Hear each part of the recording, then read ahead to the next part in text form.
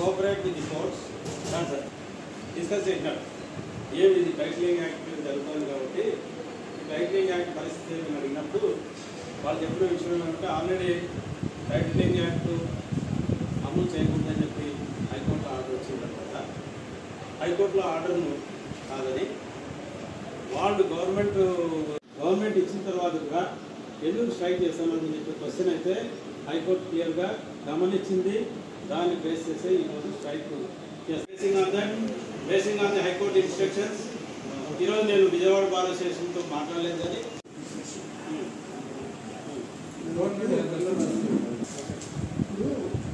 Minister కూడా advocates opinions collect చేస్తామని చెప్పేసి అన్నారు.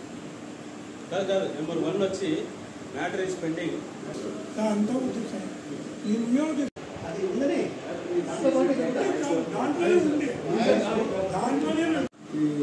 వెంకటేశ్వరి తర్వాత దుర్గా ప్రసాదరావు శ్రీనివాస్ రెడ్డి మామూలు సెమినార్లో వాళ్ళు రిక్వెస్ట్ వెంకటి వాళ్ళకి 140,000 అయిపోతుంది. విషయం చెప్తే మేమే విషయం చెప్తే కూర్చోబెట్టారు.